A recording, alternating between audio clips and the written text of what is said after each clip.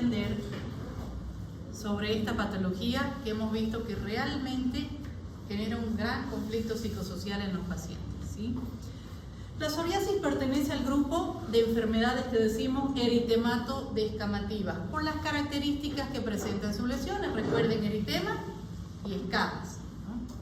Entonces, son muchas las enfermedades que representan a este grupo, pero creo que una de las principales es la psoriasis. Esta es una dermatosis inflamatoria que tiende a ser crónica. Recuerden que es recidivante, que produce lesiones de base eritematosa y superficie con abundantes escamas. Hemos visto que no solamente afecta la piel, sino que también puede afectar las uñas, y muchas veces confunden con onicomicosis. Yo he visto pacientes que están tomando fluconazol por 6 meses, doctora, este hongo es rebelde, no mejora, y cuando vemos es psoriasis. Entonces hay que realmente tener criterios clínicos, y yo hoy se los voy a mostrar cómo distinguir una onicomicosis de una psoriasis, ¿ya? Y también, si bien es raro, pero se han visto asociaciones de la psoriasis con las articulaciones, lo que llamamos psoriasis artrítica. Por supuesto, generando mucho más incomodidad al paciente, mucho más dolor. Y creo que esta cifra cada vez va en aumento, y ahora creo que podemos decir de 1 a 5% de la población mundial tiene psoriasis. Ahora creo que estamos en el boom de las enfermedades inmunológicas. ¿Por qué? ¿Se han puesto a pensar por qué hay tantas enfermedades inmunológicas? Hay más vitiligo, hay más psoriasis. ¿Por qué? Nuestro estilo de vida. Vivimos corriendo, vivimos comiendo chuchería. Y eso favorece a que se activen este tipo de enfermedades. Ahora, la psoriasis estamos acostumbrados a ver en zonas que llamamos salientes óseas. ¿Cuáles son esas? Codos, rodillas. Pero en realidad ya puede localizarse en cualquier parte del cuerpo. Hay pacientes que tienen solo exclusividad por el cuero cabelludo, y eso también los puede hacer confundir con ¿qué patología se presenta aquí? Dermatitis seborreica. Dermatitis seborreica o caspa. También he visto pacientes, doctora, esta caspa rebelde, mire, ya compré varios champú anticaspa, y cuando vemos es psoriasis. Por eso no va a haber una buena respuesta, ¿sí? Puede aparecer, como dijimos, en las uñas. Hay casos donde aparecen en los pliegues, es decir, sobre todo en el área genital. Es raro, pero puede aparecer en algunos pacientes. Otro se localiza solo en palmas y plantas, otro aparece de manera generalizada. Es más propia de personas de piel más clara. En los morenitos como que no es tan frecuente la psoriasis, ¿sí? Si hablamos de sexo, creo que ambos sexos están comprometidos. Y si hablamos de la edad, si bien pueden aparecer presentaciones en niños, pero son sumamente raras. En un niño pensaría primero en una dermatitis atópica, en un proceso seborreico, antes que en una psoriasis. Pero ya en un adulto, obviamente, esta es una patología más de predilección, ¿sí? ¿Por qué? Porque el adulto puede tener más factores desencadenantes, sobre todo estrés, o no se estresa. ¿Un niño se estresa? Algunos, pero la mayoría los adultos, ¿no? Comienzan a tener deudas, comienzan a trabajar, comienzan un montón de cosas que hacen que el paciente esté inmunosuprimido. Ahora, hablemos de la causa de la psoriasis. La causa no está muy clara, pero cuando no tenemos algo claro, nos planteamos algunas hipótesis. Entre ellas, que existiera un defecto en la falla de renovación celular. Recuerden que nuestra piel renueva sus células ¿cada cuánto? Cada 20 días aproximadamente. En cambio, aquí hay una renovación tan rápida que se van amontonando las capas córneas, y eso es lo que conocemos como escamas. También hablamos que hay cierto predominio genético. Ustedes comienzan a averiguar en los pacientes con psoriasis, ¿alguien en la familia tiene? Sí, mi tía, mi mamá. O sea, hay una asociación fuerte de factores genéticos. Ya inclusive hablamos que hay una transmisión autosómica dominante. Tenemos algunos cromosomas inclusive ya que los hemos podido identificar. Y también hablamos que hay una respuesta inflamatoria en el cuerpo, inmunológica, sobre todo los linfocitos T, CD4, CD8. Entonces, cuando un paciente nos pregunte, ¿por qué tengo psoriasis, doctora? Yo por lo menos siempre les digo, cuando nosotros nacemos con una cadena que se llama ADN. Y ahí estarían todas las enfermedades de nuestros papás, de nuestros abuelitos, de nuestros tíos. O sea, ¿qué quiere decir? Que nosotros ya nacemos genéticamente predispuestos a tener algunas enfermedades. Pero aquí depende de nosotros que las activemos o que ellas pasen desapercibidas de generaciones en generación, ¿sí? Allá atrás, ¿me están prestando atención? ¿Sí? Ahorita los voy a separar, si no.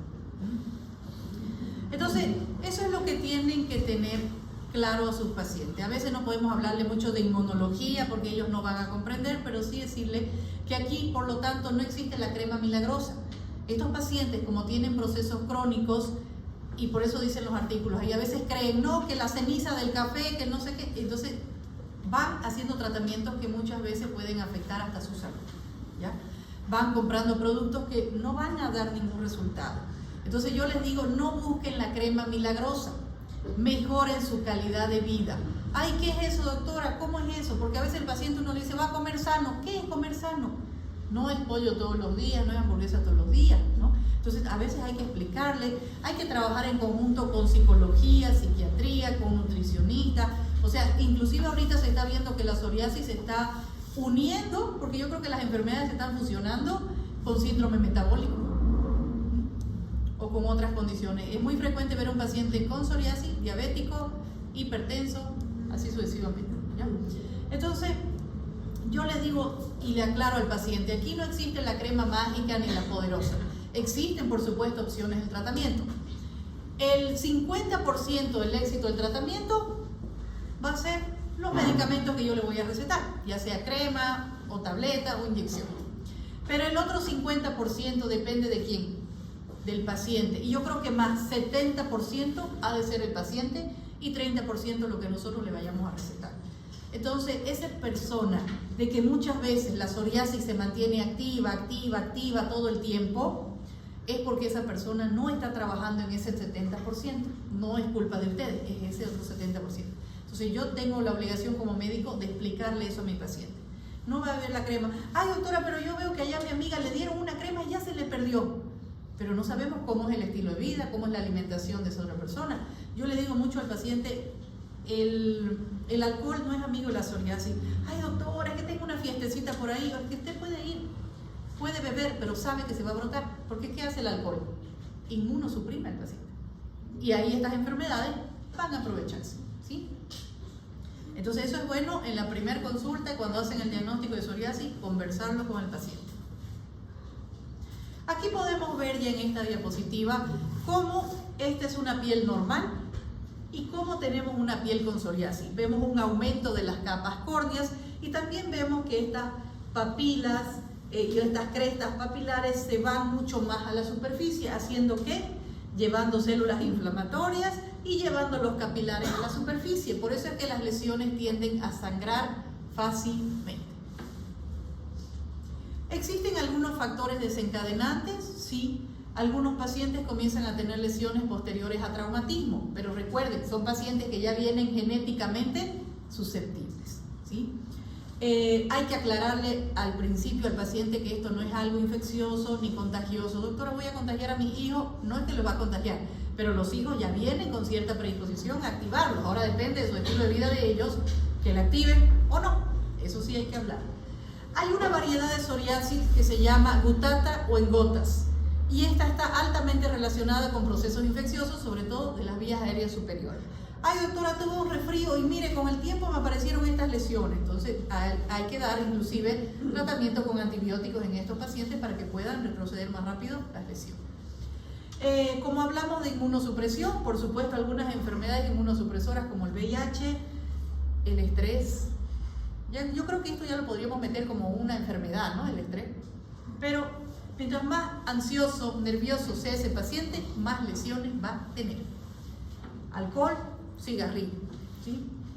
Y se han visto casos que algunos medicamentos, como por ejemplo los beta bloqueantes o antimaláricos, han podido servir de detonante, pero les vuelvo a repetir, en personas que genéticamente vienen predispuestos a tener estas enfermedades.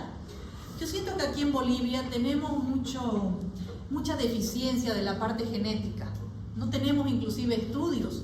Y si se hacen, las muestras se tienen que mandar a otro país a procesar, haciendo que también los costos sean muy elevados.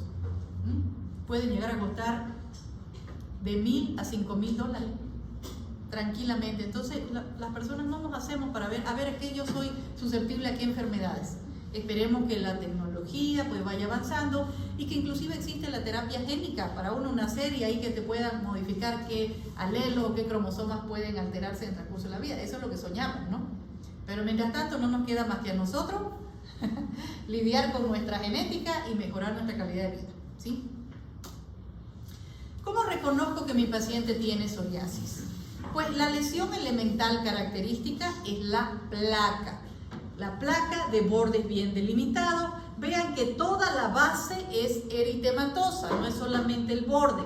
Y la superficie con abundantes escamas de color blanquecino, o cuando ya hay muchas escamas se ve hasta plateada la lesión, ¿sí? Es muy frecuente que ellas tengan tendencia a ser bilaterales y sobre todo a la simetría. Aparecen principalmente codo-rodillas, que son las salientes óseas, pero en algunos pacientes pueden haber también lesiones en el área lumbosacra o las extremidades. Tenemos distintos tipos de psoriasis. Si bien estamos acostumbrados a ver la psoriasis en placa, conocida como vulgar, por las características de sus lesiones, pero existen otras variedades que hoy vamos a aprender. Ahora, no siempre el paciente va a llegar con esa placa tan gruesa. Puede que él ya viene haciendo algún tratamiento, puede que la esté modificando, y eso también, al ver las características de la lesión, nos podemos orientar. Las lesiones tienden a ser pruriginosas, que pican, y por eso es frecuente ver que el paciente tenga escoriaciones también sobre estas placas. Entonces, mientras más gruesa esté la placa, también va a ser el medicamento que yo le voy a indicar. No solamente un antiinflamatorio, sino un queratolítico que ayude a exfoliar esas escamas. Esto es lo ideal, encontrar pacientes con lesiones que decimos simétricas, bilaterales, ¿no? Pero de un paciente a otro puede variar la cantidad de lesiones, el tamaño de las placas. Algunos van a llegar con placas tal vez un poquito más chicas, y eso también va a depender de las opciones terapéuticas que yo le voy a ofrecer. Lesiones pequeñas, pues va a ser tratamiento local, tópico, o lesiones muy extensas, pues tratamiento sistémico. Miren aquí, este paciente puede tener placas que están un poquito gruesas, infiltradas, base eritematosa, superficie con escamas, bordes bien definidos. Ahí tengo placas pequeñas, pero miren acá, placas gigantes, extensas, donde ahí una crema no le va a rendir al paciente. Ahí sí o sí me voy a plantear en opciones sistémicas. Miren aquí este otro paciente, placas gigantes que hacen, y lo ideal es tratar rápido a los pacientes para que estas lesiones no se extiendan y mi paciente termine con una psoriasis eritrodérmica, es decir, cuando esté afectado más del 90% de su superficie corporal. Porque ahí ya yo no lo voy a manejar de manera ambulatoria, lo voy a tener que hospitalizar porque va a recibir un manejo como un gran quemado. Acuérdense, está alterada la barrera cutánea, está perdiendo líquidos, electrolitos, sobreinfecciones agregadas, o sea, todo. Temperatura va a estar también alterada. Esta es la psoriasis gutata, o también conocida como gotas. Aquí la lesión elemental no es la placa, por supuesto, porque tengo lesiones más pequeñitas. Miren, son pápulas, pero de base eritematosa y superficie con escamas que normalmente tienden a ser secas y gruesas. Este tipo de psoriasis aparece de manera abrupta, aguda. El paciente en 2 días puede llenarse de múltiples lesiones pequeñitas, pero múltiples en todo el cuerpo. Esta es la psoriasis que relacionamos con procesos infecciosos, y por eso es bueno también cubrir con antibióticos al paciente. Y esta yo creo que es la variedad de psoriasis donde yo sí o sí voy a requerir ir a un estudio histopatológico, a una biopsia de piel. En la psoriasis en placa, la clínica es tan representativa que en realidad no se justifica pedirle, a no ser que ese paciente hubiera realizado múltiples tratamientos, hubiera ido a varios médicos donde uno dijo una cosa, el otro dijo otra enfermedad, y ese paciente dice al final, ¿qué tengo? No, hagamos un estudio histopatológico y ahí que salga el reporte que realmente es una psoriasis o es otra cosa. Entonces, solo en esos casos, cuando el paciente lo pide, yo lo hago. Pero en la gutata creo que se relaciona o es muy parecida a otras enfermedades que hacen también lesiones similares, y por lo tanto se sugiere hacer, ¿ya? Aquí para que ustedes vean la diferencia de las pápulas o la psoriasis gutata con la psoriasis en placa. Una placa es una lesión más extensa que elevada. Hay lesiones pequeñitas, aunque a veces podemos encontrar lesiones, pápulas que se fusionan y forman placas, pero muy chiquititas, pero nunca como las que hemos visto en la psoriasis vulgar. Vean cómo aparecen de manera abrupta, y por eso es que se puede confundir con otro tipo de enfermedades. Ahora, esta es una variedad de psoriasis más rara, llamamos invertida. ¿Por qué? Porque hemos visto que las salientes óseas era su zona de predilección, y lo invertido, ¿qué sería? El pliegue. Aquí yo tengo que tener algunos diagnósticos diferenciales, como por ejemplo la tiña cruris.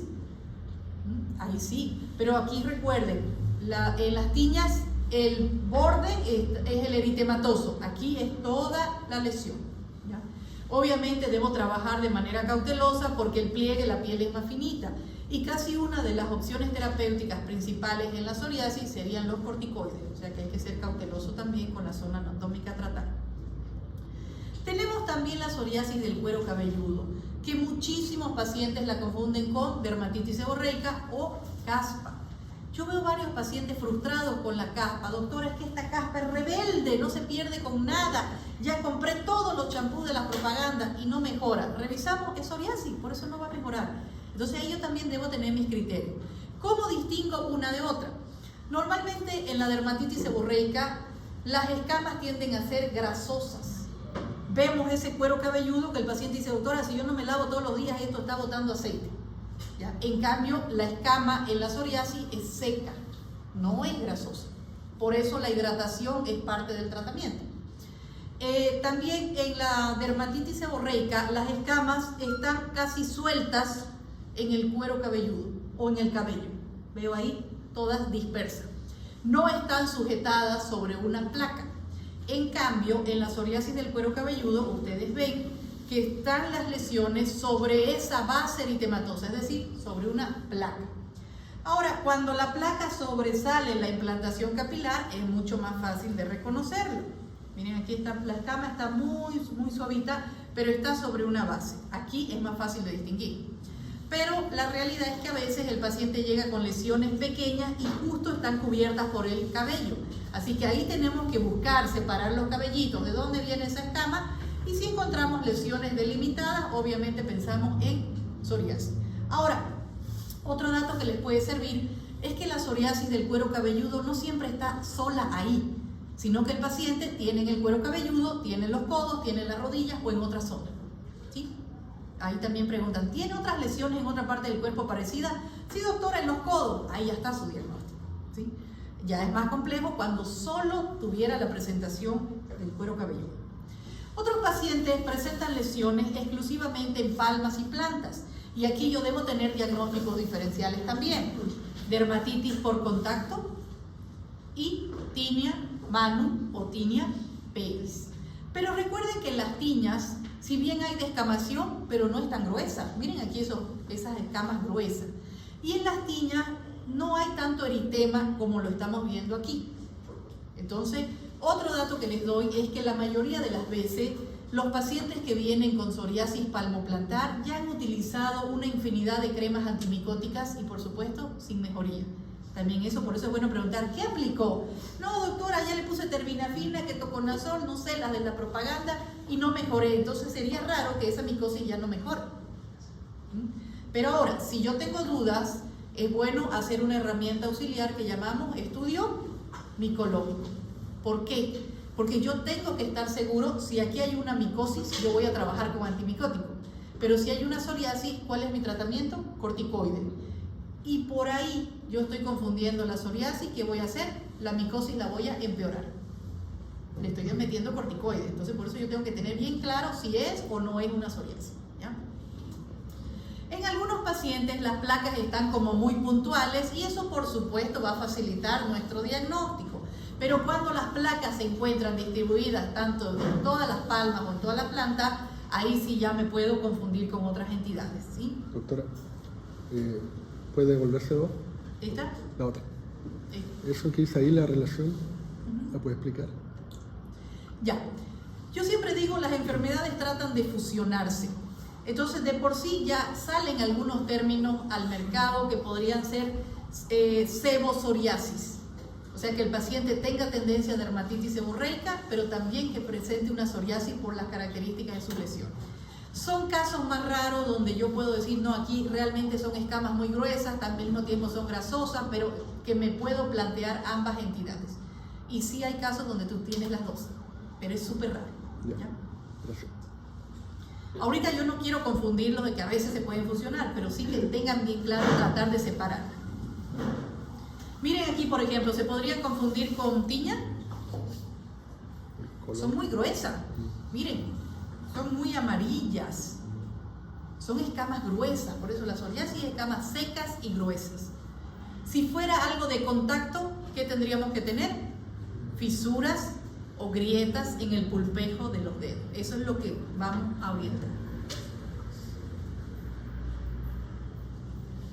Ahora existen otras variedades de psoriasis que son un poco más agresivas, que se presentan casi de manera generalizada y que sobre todo son agudos los procesos. El paciente de un día a otro comienza a tener este tipo de lesiones.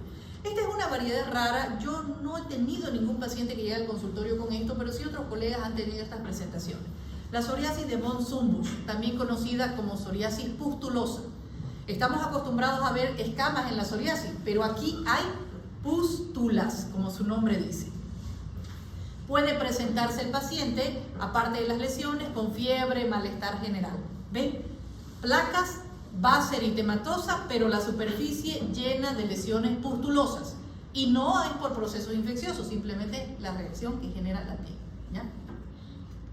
Y otra variedad que es mucho más compleja es la psoriasis eritrodérmica, que les comentaba hace rato, donde vemos más del 90% de la superficie corporal comprometida. Aquí hay que trabajar como que fuera un paciente quemado. Está alterada la barrera cutánea, puede estar alterada la temperatura, propenso a infecciones, o sea, está perdiendo líquidos y electrolitos ahí. Entonces son pacientes que no voy a mandarlos a la casa, los voy a hospitalizar. Vean cómo algunos casos son tan severos que hasta pueden haber desprendimientos de las láminas ungueales. O sea, aquí se sale todo, se folia todo el cuerpo. ¿Sí? Ahora, como esto lo confunden mucho con onicomicosis, quiero mostrarles algunas características que sí van a ver en un paciente con psoriasis ungueal, que son patognomónicas de esto, y otras que pueden tener en ambas patologías. La psoriasis ungueal, un alto porcentaje de enfermos puede tener afectación de las uñas, un 40%. Sería muy raro que solo el paciente tenga exclusividad ungueal y que no tenga en otra parte del cuerpo. Lo que yo estoy acostumbrada a ver es que puede tener psoriasis en codo, psoriasis en el cuero cabelludo, psoriasis en cualquier otra parte, y adicional también tiene la presentación de las uñas. ¿Ya? Eso también es un dato que nos puede orientar cuando revisamos al paciente. Muchos llegan tomando tratamientos antimicóticos. ¿Por qué? Porque efectivamente los hongos es lo más común en nuestro medio, nuestro clima le favorece, pero ojo, no toda alteración de las uñas siempre es hongo. Entonces yo debo tener criterios, y si aún la clínica no es tan representativa para mí, soliciten herramientas auxiliares complementarias. Nada cuesta, señora, vamos a hacer un estudio micológico, un raspadito de la uña, al día siguiente tienen el primer reporte, ahí confirma o descarta. ¿Sí? Ahora, la onicolisis es el desprendimiento de la lámina ungueal de su lecho. Normalmente vemos este tipo de lesiones que se ve como blanquecinas o amarillentas y casi siempre en el extremo distal. Esto es característico de una micosis, pero también puede ser característico de una psoriasis. O sea que este dato aquí no nos está orientando, puede aparecer en ambas entidades. La hiperkeratosis subungueal, que sería el engrosamiento de la lámina ungueal, sobre todo del borde distal, es también característico de una micosis. Hasta aquí nosotros no vamos a confundir. Puede aparecer en una psoriasis estas características o puede aparecer en una micosis. Pero esto sí es más patognomónico de psoriasis ungueal. Las manchas en aceite, prácticamente son manchas o máculas de color amarillo o naranja, como que estuvieran impregnadas de aceite. Esto es propio de la psoriasis ungueal. Y estos puntitos, hoyuelos o perforaciones, como le quieran llamar, son también patognomónicas de una psoriasis ungueal. Miren, por ejemplo, en esta imagen. Aquí yo tengo una onicolisis, tengo las perforaciones en la uña y tengo las manchas en aceite. Ahí está la psoriasis, ¿sí? Entonces, de todos modos, si yo tengo dudas, no veo tantas perforaciones, hagan un raspadito y ya está. En la psoriasis, la mayoría de las veces la clínica, las placas, esa base eritematosa y descamativa es suficiente para llegar a hacer un diagnóstico. Pero también es bueno que sepan que existen algunos otros signos que me podrían orientar. Por ejemplo, el signo de la bujía, o también conocido como parafina, o el signo de la membrana de Duncan. ¿A qué se llama este signo de la bujía? Que muchas veces al formarse las escamas blanquecinas se ve como que fuera la cera de la vela. Cuando nosotros raspamos una vela, así salen como esas pequeñas lesiones de esas mismas características. O muchas veces se ve una membrana fina epidérmica que se desprende en bloque. Eso es lo que llamamos membrana de Duncan-Buckley. Otro signo, y esto lo podemos ver fácilmente, es el signo de Auping, también conocido como rocío sangrante. Solo retiro una escamita, ya sea con una cureta, ¿se acuerdan de las curetas, las cucharitas? O con un bajalengua. Por último, el paciente dice, ni bien la toco, sangra, doctora. Ya les está orientando. Esto sí es patognomónico de la psoriasis. Y el fenómeno de Kepner, que lo hemos visto en patologías como las verrugas, la presencia de lesiones que siguen algún trayecto lineal, algún traumatismo, alguna cirugía, alguna lesión que tenga la piel, que ahí salen organizadas las lesiones, también me puede orientar en que mi paciente tenga una psoriasis. Diagnóstico diferencial, van a ser muchas las patologías porque va a ir en relación con la variedad de psoriasis que pueda tener mi paciente. Ya vieron, para una psoriasis ungueal, onicomicosis principalmente, una psoriasis del cuero cabelludo, dermatitis seborreica, una psoriasis gutata, podría pensar también en un líquen plano, que son lesiones parecidas, así sucesivamente. Existe una clasificación que nos dice qué tan grave es la psoriasis, porque también de acuerdo a eso son las opciones terapéuticas que yo voy a hablar.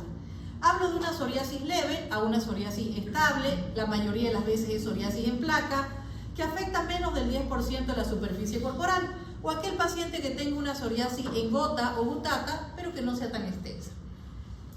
La psoriasis moderada vendría a ser un paciente que tenga más del 10 al 25% de la superficie corporal comprometida, excepto si afecta cara, manos, pies, genitales o pliegues, o siempre que no exista la afectación articular o que el estado psicológico del paciente no se vea afectado.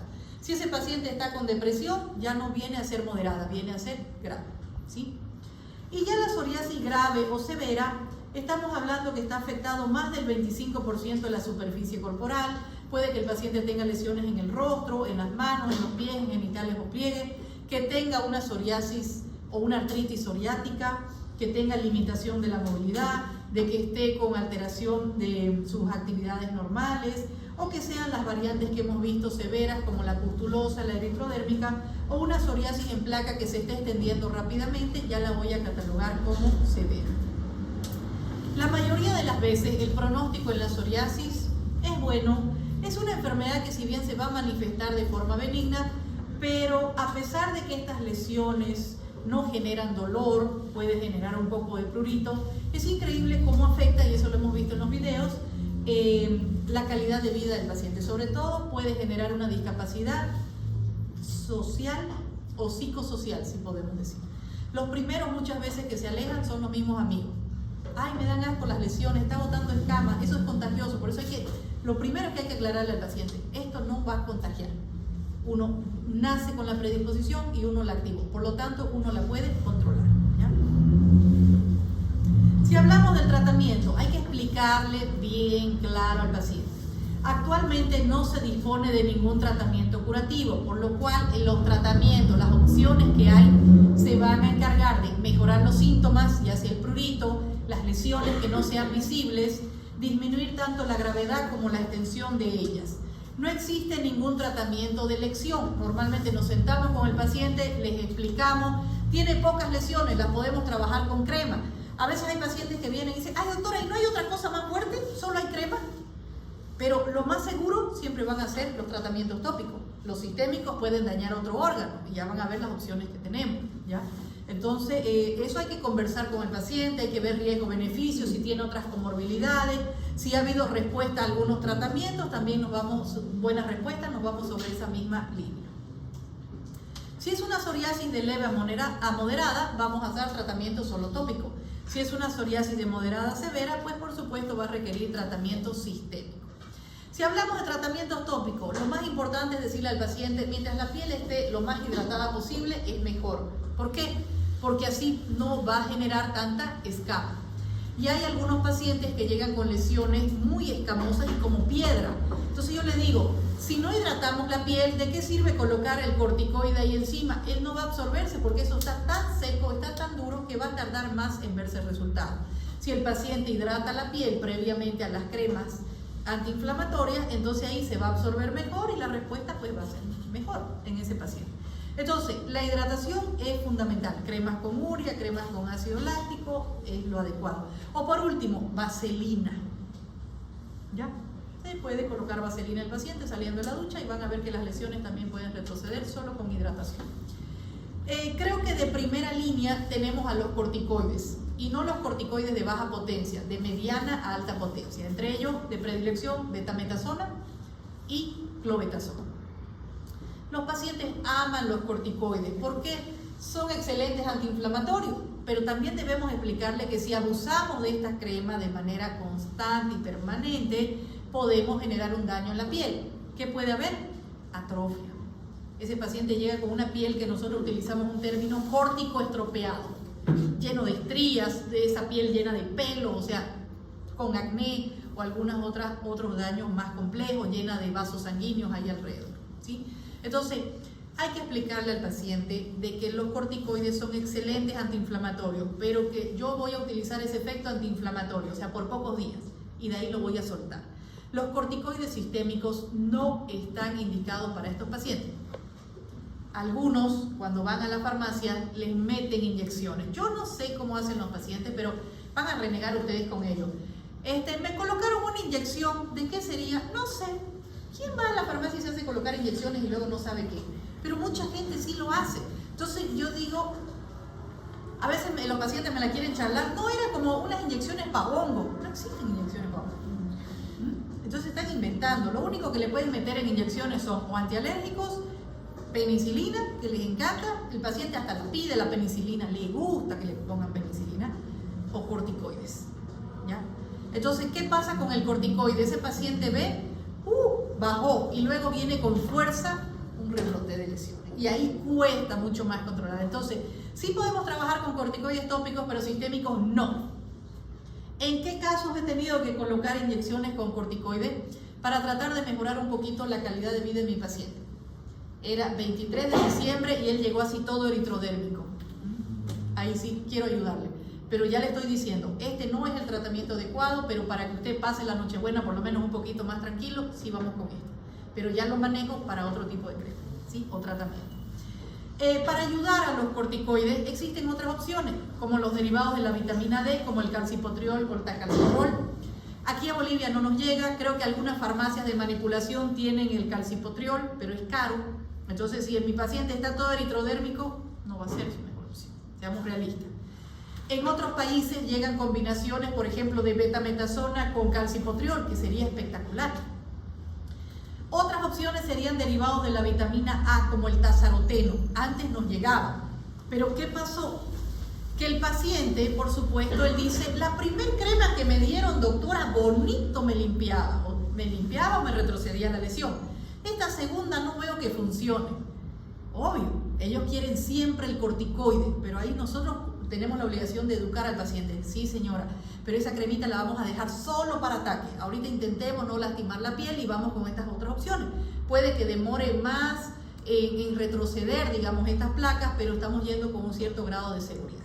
¿Sí? Cuesta que el paciente lo entienda, porque normalmente ellos se compran ya los corticoides a escondidas. ¿Sí? Otras opciones, exfoliantes, ácido salicílico, alquitrán de hulla o inmunomoduladores como el tacrolimus.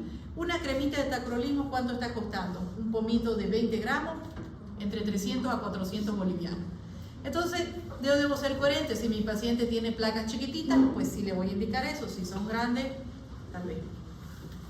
Y ya también hay algunos casos de láser o cubaterapia, que son luces, que también han podido dar resultados. Si hablamos de tratamiento sistémico, los retinoides, por supuesto, son grandes exfoliantes de la piel, serían de primera línea. El acitretin, aquí a Bolivia no nos llega. Fíjense que hay muchas herramientas que no nos están llegando. Pero sí la que utilizamos más y de primera línea es el metotrexato. ¿Ya? A veces decimos metro, no, el metotrexato. El metotrexato es un inmunomodulador que se trabaja para muchísimas otras enfermedades. Pero tenemos que ser coherentes que estos tratamientos no van a ser de una semana. de 3 a 6 meses y debo hacer un control previo del paciente. El metotrexato sobre todo es hepatotóxico, o sea que un paciente con un hígado graso o que tenga las transaminasas elevadas, no. ¿Ya? Y siempre hay que hacer un control al paciente, hay que desparasitarlo, hay que ver que no tenga un foco infeccioso activo por ahí. Recordemos que Bolivia es país bacilífero y tenemos harta tuberculosis, no vamos a empeorar con metotrexato a este paciente. Por eso no es darle la tableta así sin un control previo, hay que investigar. A veces le pedimos, hágase una radiografía de tórax, a ver, hacemos hisopado faríngeo, quiero ver si no hay parásito, o sea, pedimos todo un montón de laboratorios antes de dar estos tratamientos. La ciclosporina sería otra excelente opción, pero no se puede dar en pacientes hipertensos y muchas veces preferimos el metotrexato porque es más económico para el paciente. La ciclosporina es más cara. Y esto de aquí, que ya son las alternativas que se están utilizando, son los productos biológicos. Por supuesto, han abierto una gran puerta para mejorar mucho la calidad de vida de los pacientes. Pero también hay que ser claro que estos productos biológicos estamos ahorita encandilados con los resultados, pero no los estamos viendo a largo plazo. Algunos de ellos comenzaron a producir aplasia medular y por eso se los sacaron del mercado. Ahora las nuevas opciones no sabemos, por eso digo, son productos nuevos. Algunos pacientes inclusive dicen, quiero la inyección de la psoriasis, porque muchas presentaciones vienen en inyección, pero no es que sea la vacuna para la psoriasis ni su inyección exclusiva para la psoriasis. Esto se trabaja para muchas otras enfermedades inmunológicas. Y como son caros, no es que yo le voy a dar de primera instancia un producto biológico a mi paciente. Normalmente voy a agotar los otros escalones. Un paciente que no responde muy bien a esas otras opciones, recién voy a pensar en esto. ¿De cuánto hablamos de costo? Un producto biológico, una inyección puede estar costando entre 10.000 a 15.000 bolivianos. Y hay esquemas que se deben colocar 2 inyecciones por semana. ¿Ya? Hay otros que es una cada 15 días. Entonces, obviamente, no son medicamentos tan accesibles fácilmente. En otros países, los seguros médicos sí cubren, pero acá no sé cómo estamos. Creo que ya está aprobado para la artritis psoriásica. Sí, para ello. Pero para los pacientes con psoriasis en placas, creo que todavía no. ¿Sí? Así que tenemos otras herramientas para conversar, para trabajar, y siempre recordándole al paciente que el 70% del tratamiento es él.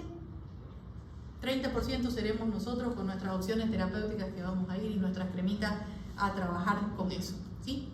Hoy aprendimos esta enfermedad que va más allá de las lesiones de la piel, que tiene una gran afectación psicosocial en los pacientes, ¿sí? ¿Alguna pregunta? ¿Alguna duda? ¿Estamos expertos? Hemos estado con miércoles con muchos feriados. Chicos, el próximo miércoles, yo no sé si sería factible que más bien pasemos la clase virtual para que yo pueda avanzar doble. ¿Sí? Me van a hacer acuerdo, por favor. ¿Por qué? Pero el hecho que hagamos la clase virtual es para que ustedes aprendan más.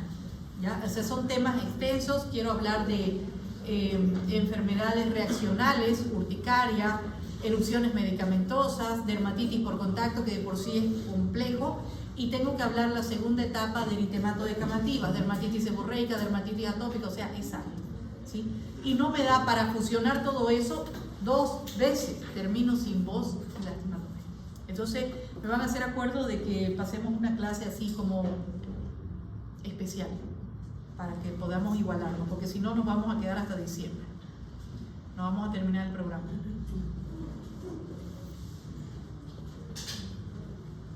Por favor, le pido que mañana todo de manera organizada, lleguen puntuales para su examen. ¿A qué hora les toca su práctica? 11. Ya. Pero creo que pueden llegar un poquito antes, ¿no? Nosotros salimos de la clase todo el día.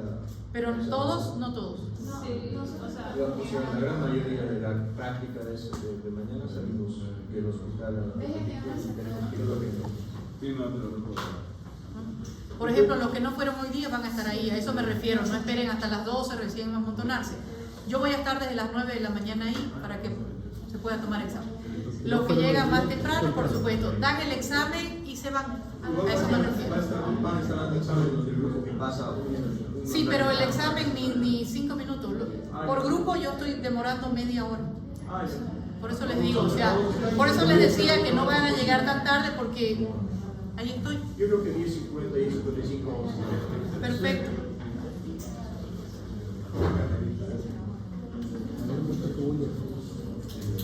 Yo creo que está la mayoría aquí para la clase, ¿no, chicos? Sí, no se preocupen, yo les pongo ya la asistencia.